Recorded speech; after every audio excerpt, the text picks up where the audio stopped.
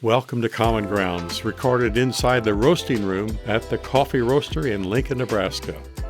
In each episode, we sit down with people from Lincoln and beyond so you can get to know the fascinating individuals who help shape our community. Grab a cup and join us. We're glad you're here. 15 years ago, I was the licensee for TEDx Lincoln. And I remember that first event in the fall of 2011. This charming young lady was in the audience. And she just, I don't know, it was something about her. I enjoyed watching her interact with the people speaking. She would jump up and ask questions and so on. Well, it wasn't too long after that she became a good friend of mine. And then I asked her to be the MC for TEDx Lincoln. And all these years later, she still is a very good friend of mine. And I'm talking about Liz Ring Carlson. Mm-hmm. And she's here today to talk with me. I'm Randy Bretz, and my chum here, our charming chum, Marilyn Moore. So that's my introduction. And I want to ask you, first of all, now you have a paper coffee cup, so that can't be your favorite cup. But tell us about your favorite coffee cup you have at home. But look how cute this artwork is on the coffee roasters paper cups. I love it. And there's birds on there. So that's fitting because I have an affinity for peacocks. And so my favorite coffee cup has a peacock on it. I think I got it at Target like 10 years ago. It's nothing fancy, but I just always have loved birds, and I love the beauty and colors of a peacock. I'm even wearing one today. I have lots of brooches of peacocks. And so it's a little bit symbolic for me, working in corporate America for over almost 30 years this fall. It can be a little bit corporate, and I tried to fit in for so many years. You need to be the peacock. Yes. It kind of goes like this. Yes. Hey, here, Liz is in the room. Okay. Once I decided just to be my authentic self, that's when I just felt better about who I was. I was more creative. I felt like I was a better leader. And so it's a little bit symbolic to me just to remind me to be myself. Well, good for you. I do have another one too. It's another friend of yours. Dr. Sherry Vale gave me a College of Journalism coffee cup when I went and spoke to one of her classes. And that one is reserved for mornings where I need an extra load of coffee because it's a huge one. So that's my backup coffee cup. Who was it that had the big damn coffee cup? That was Maggie. Was that Maggie? Yeah, Maggie has this giant coffee cup. She got it at Hoover Dam. Oh, nice. The big damn coffee cup. That's nice. Yeah. I do have other ones too that the kids have made over the years. There's one that my son Preston made in art class at Irving this year.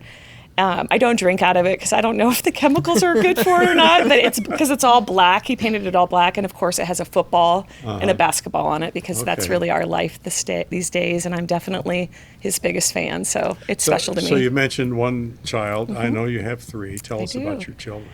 Well, they are the light of my life. Two of them are here today in the audience. Yeah, we have a live audience here today. We're thrilled. So my oldest daughter, Britta, is 19, and she's going to be a sophomore at the University of Nebraska in the College of Business. I just went to her high school graduation party. It goes so fast. I know. It's crazy. I still think of her as this little girl that was 2 years old, starring in the commercial at for the Pinnacle Bank Arena when we were trying to pass that bond. Oh. Yes, yeah. But she's 19 now and studying business management and entrepreneurship. And she's a member of Chi Omega sorority and loves that and just is enjoying life as a college student. And then Annika is going to be a senior at Lincoln Southeast. So all the kids are public school kids. And I say that because Marilyn was, I don't remember your official role, but I remember looking up to you when I was at East, and that you were so admirable as a woman who was leading, Lincoln Public Schools. But yeah, Annika's going to be a senior, and she is her student council president this year. Wow. That's huge. Yeah, and Britta was too, and I was too. So I love that they're following the track to try to make a difference in the communities that they're in. Is there still a guy in your life? Yes. I'll be celebrating 25 years this year with Justin Carlson, my husband. Yeah. So he works for the University of Nebraska Foundation and raises money for the College of Engineering. So Kiewit Hall was one of his larger projects with his team. Oh, really? And so it's so beautiful and great for Lincoln and great for the state. And then he serves as District 3 Lincoln City Councilman. So, yeah. And what did his election do for your life? Do for our life? Do you do more community events? You're going to run for city council. Oh, gosh, you got elected. Yeah. Now what? Now what? Well, we've always been active in the community. Even when we were dating, I think one of our first dates was actually me saying, hey, I'm going to go hold signs for Bill Hoppner for governor on Capitol Parkway. Do you want to join me? And he's like, okay. So it was sort of in our relationship before we even had a relationship. So we did that. And then we went down to Yaya's down on O Street and had pizza and beer and talked for hours and hours and hours. So that was probably 27 years ago. Oh, wow. And so it's just kind of always been a part of our life. It's definitely busier because he has more meetings and more community events. But it was a situation where our whole family talked about it. My son, Preston, he's going to be in 8th grade at Irving. He was all in. The girls were in. We campaigned as a family. We had a lot of fun. A lot of our family and friends joined us. We did a lot of walking door to door. But Justin's really good about just keeping a level head. He's got to be. He's got to be patient. He's married to me, so he's pretty calm and collective when it comes to serving. I've watched him at the city council, and he is pretty calm and cool. I remember I was down there to testify or say a few words about the new library, and I jumped up right away, and they called for a public comment, and he said, Randy, I think the mayor is wanting to say a few words. Just very calm.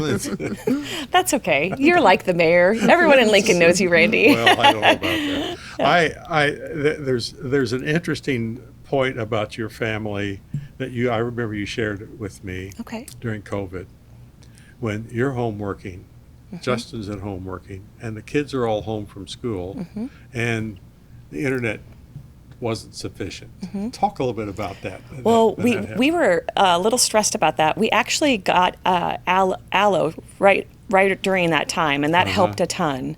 But when you are, in communications and there is, a national pandemic, I was working a lot in the dining room and had 3 big computer screens. We called it like mission control, and the whole family could hear me on conference calls the whole day. So that was a lot. But luckily we live in an old house, so I could kind of close the doors off.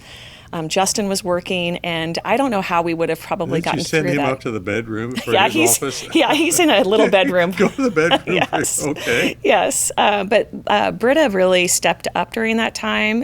She was in middle school, and she made sure the other kids were on Zooms. I mean, this was all new for everybody, and we just had to kind of pull together. And the things that we really enjoyed about COVID was the family time and being together.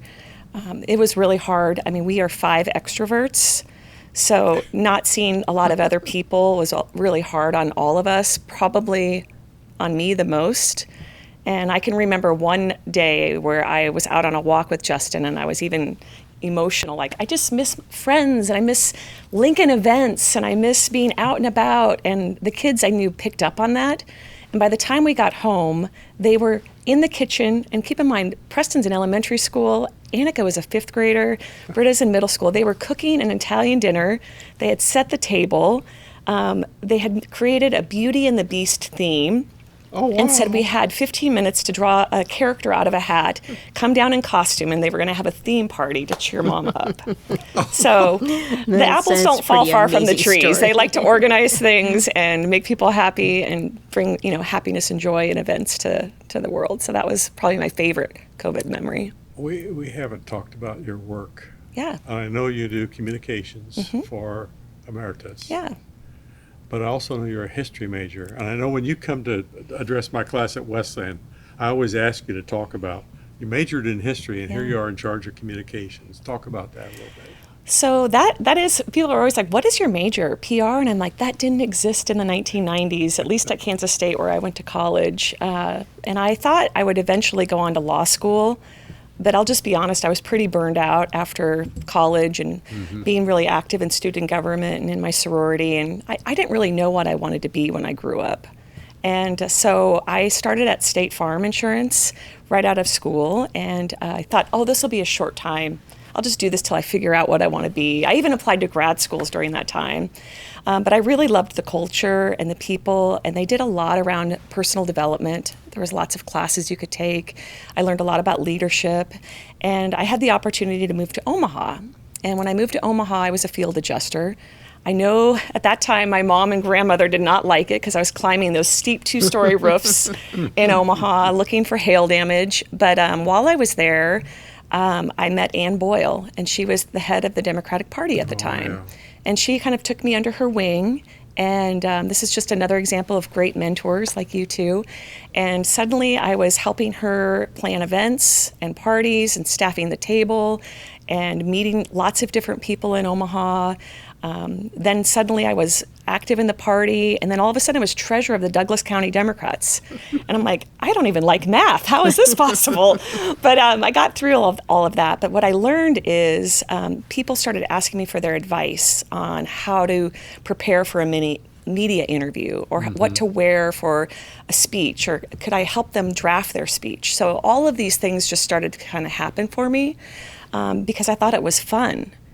Shortly after that, I took a Gallup Strengths Finders test. I think kids at the College of Business have to do that now. That wasn't something that was popular when I was younger, but I was still in my late 20s. And my first strength is woo, which is winning others over. Second was strategic. Third was communication. Fourth was arranger. And fifth was activator. And when I look at that now, I'm like, that's a public relations person who loves community relations. So I think I just started leaning into my strengths and learning by experience. And then I realized there was a whole department at State Farm called Public Affairs. And I could get paid to do what I love to do in my private time.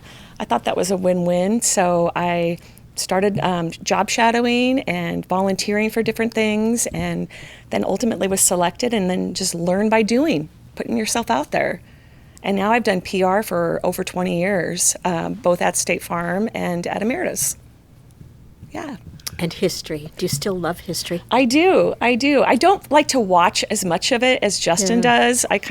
He's like, if he could watch a World War II movie every night, he would. I can't do that, having studied it for so long. But I do think it plays into the fact of why I love current events and why I care so much about people and society and trying to make the world a better place. When you study, humans and what we've done to the world and to each other, you do want to put as much effort into making the world a better place that you can. Would you talk a little bit about what you want to invest, what you do invest your time and your energy in to make the world a better place? And sometimes making the world a better place means making your block a better place, or your neighborhood a better place, or your community. So that is really important to me. I think that's what gets me up in the morning. I would say, I think it's Mother Teresa that says, first you start with your family. So that is my top priority, is my family and my kids, and making sure that they're happy and safe and successful and loved. So that's, I guess, step one.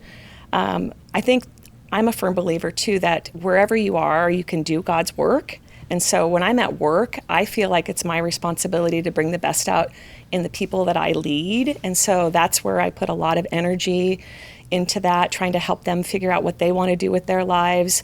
I have several associates that are close to retirement, and I want them to feel like they are succeeding and enjoying their life and their careers. I'm mentoring a lot of people at work because it's fun for me, but I also learn from them, and I want to see them shine. And then we've always just been involved in our community, whether it's in the neighborhood. The blocks we live on have lots of traditions, so we like to participate in the fall dinner that they have on the boulevard, or we have a holiday Olympics. Christmas party that's over 50 years old that we always go to. The Dad Olympics. The Dad Olympics, yeah. I don't think that happened this year, but that was pretty hilarious. Lots of dad bods there in their red, white, and blue. And then, just serving on boards, gosh, my entire adult life. But I have pretty much narrowed that down to education and then women and children. So right now I'm serving on the board of Lincoln Littles, which helps early childhood development and child care access. And then Echo Collective, which helps new immigrant women start their own businesses. And then I serve on Dr. Scretta's advisory board for Lincoln Public Schools. I've done that, I don't even know how long. Patty Pansy Brooks went into the legislature the first time, and I took her role over. But it's important to me. You know, my kids are in Lincoln Public Schools, and having a strong school system in Lincoln is really vital to our community. And then Dr. Gold's Advisory Council with you at the University of Nebraska, because that's really an economic engine for the state that we got to keep it strong. And then last but not least is St. Elizabeth's Foundation Board.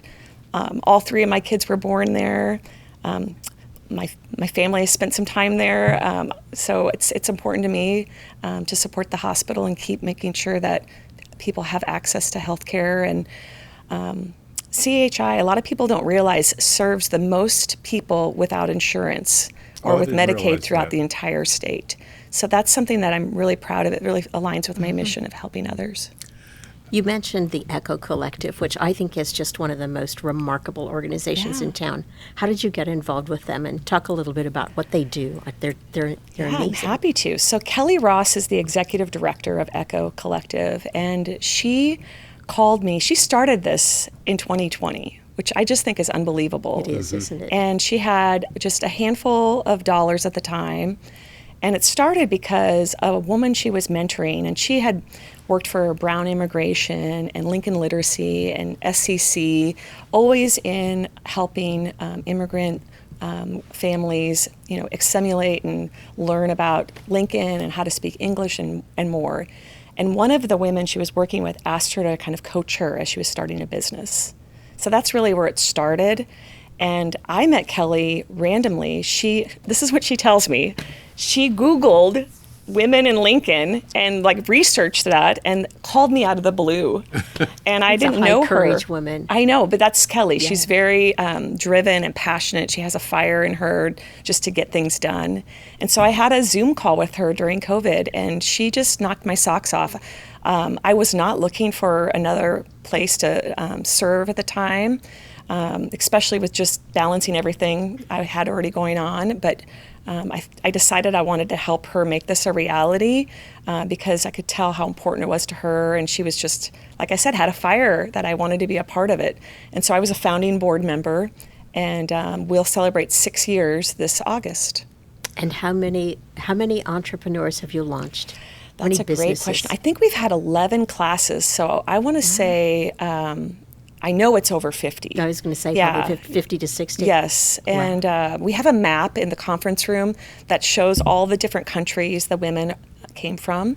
And we have women that serve, they have a business where they are seamstresses or have a cleaning company. We have a translating language company. We have a drone aviator.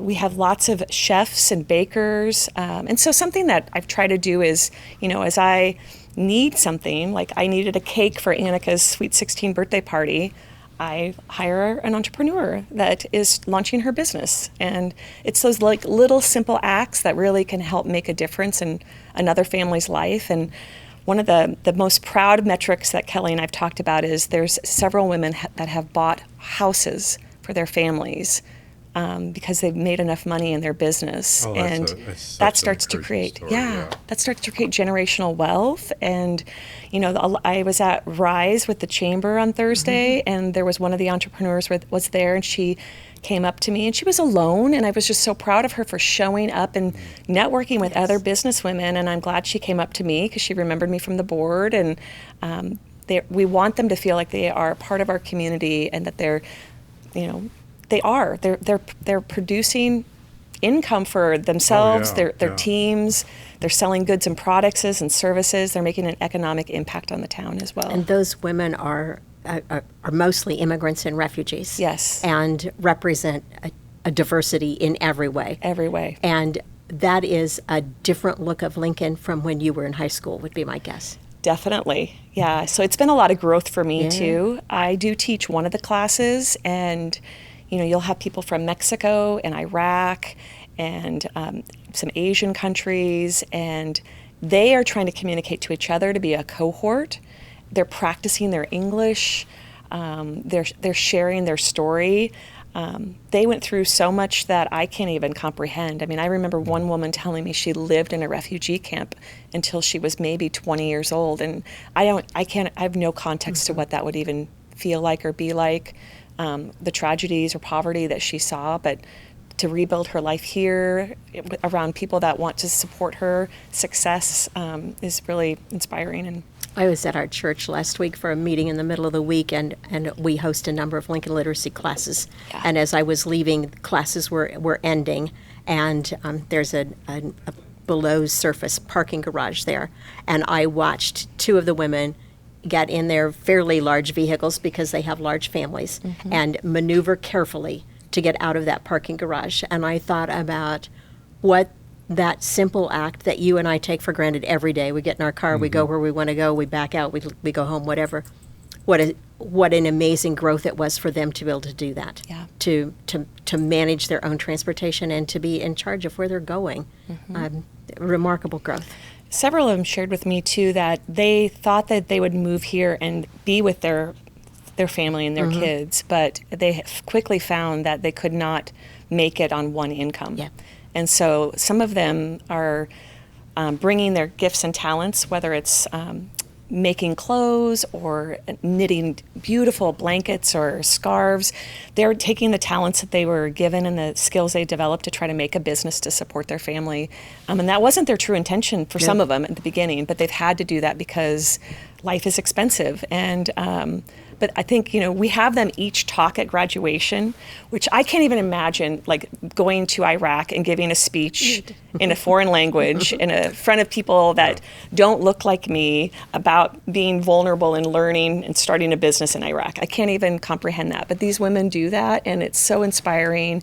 Justin has come with the last few with me, and we just are in awe that they have the courage to stand up and tell their story and start a business. It's good to hear that example when you hear so many people so critical of immigrants and refugees. I want to go back to this because I'm in education, and in fact I just had a conversation last night with somebody that has a degree, and I said, but what about your soft skills? And she said, that doesn't matter. But you obviously have, because you're not a history teacher or you're not a historian, your soft skills are what have helped you to you're vice president of a large insurance company. Talk about that a little bit. Well, I would disagree with your friend. I think soft skills are super important. And I do think a lot of them grow through experiences, and you can practice them. Some of them are, gifts from God and talents that you might have or strengths, but you can practice soft skills as well. I do a lot of interviewing. We have a really robust internship program at Ameritas, and so I have 3 just on my team every year. And obviously, I'm curious what their major is. I do right now look mainly, for business students or journalism students because I am in public relations.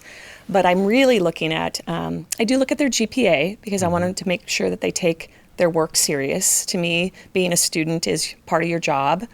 And then I look for those skills that I can't really teach. So do they have initiative? Do they like people? Are they passionate? Are they positive? Positivity is something that I really look for. It's hard to make somebody positive. And so those are the talents that I look for because I feel like I can teach them how to put together a press release or how to plan an event or how to do a social media post. Actually, they probably know how to do a social media post better than I do.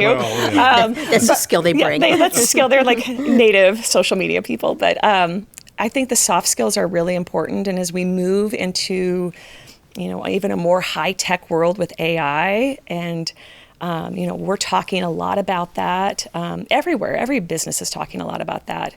I'm trying to remind myself that the people on my team are super important, and I got to help them through that change. And, what we do today as writers might look different even 6 months from now.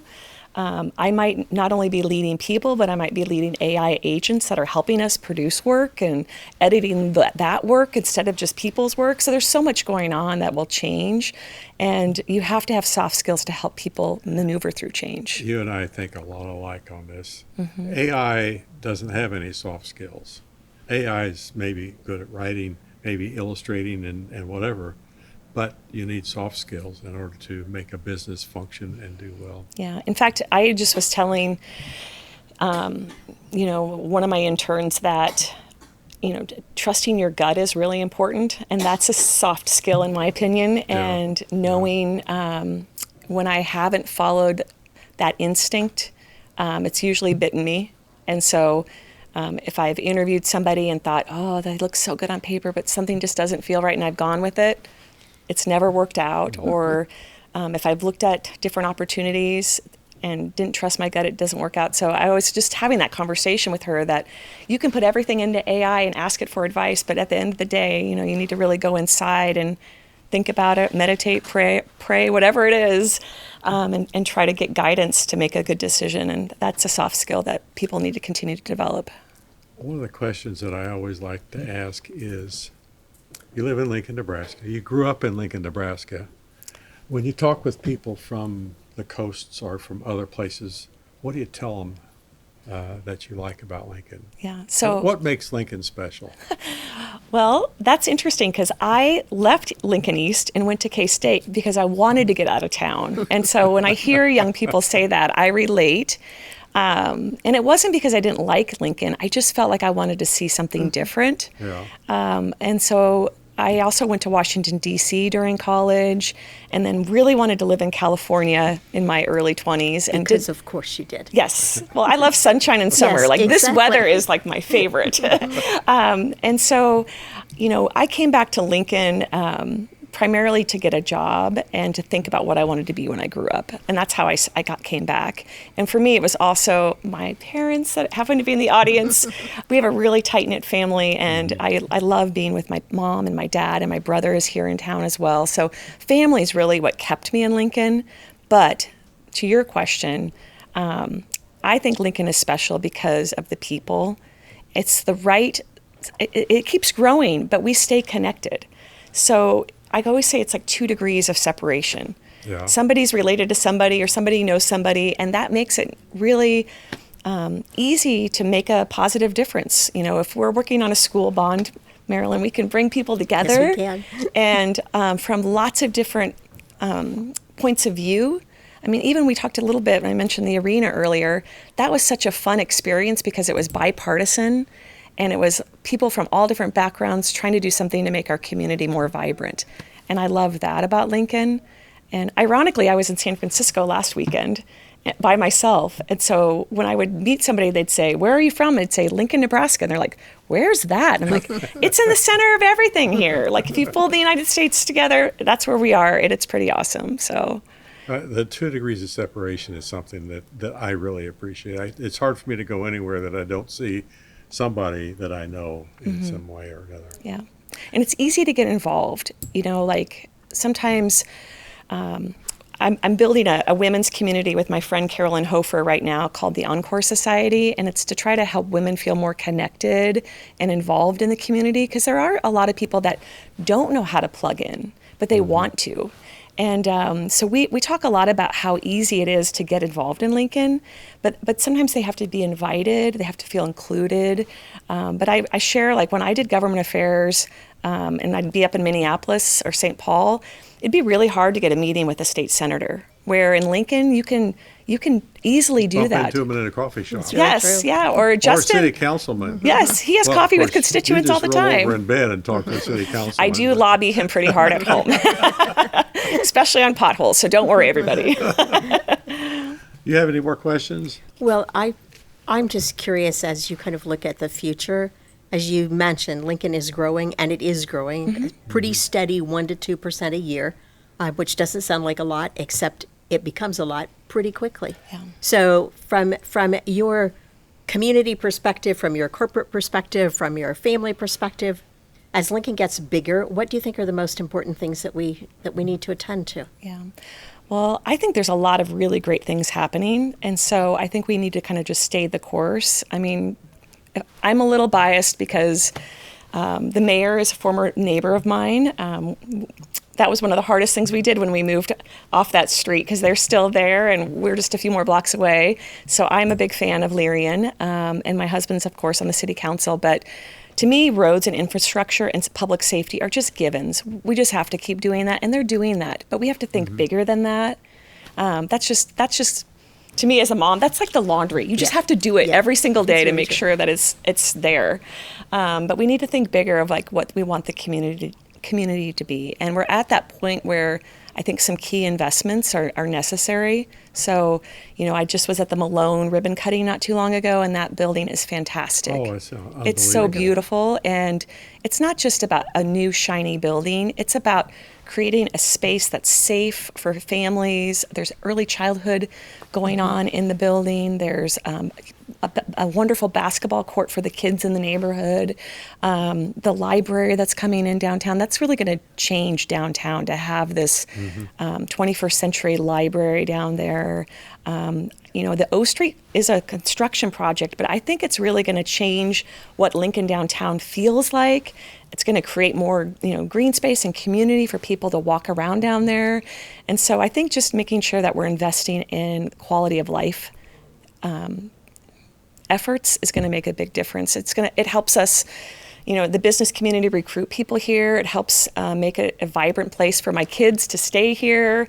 I can remember when we were young, we used to think, gosh, Pinewood Bowl is such a cool spot. I hope we need to have concerts there someday. So we just started asking, why can't we have concerts at Pinewood Bowl? Well, now we have concerts at Pinewood Bowl. So you just have to really, I guess, take ownership of what kind of community you want to live in, and then just start taking action, just like you did with the convention center. We need a convention center, and then Randy Bretz starts a petition to get a convention center. Yeah. Well, we still don't have it. I'm waiting on the governor. But I know. We will get it. Yeah, we will get it.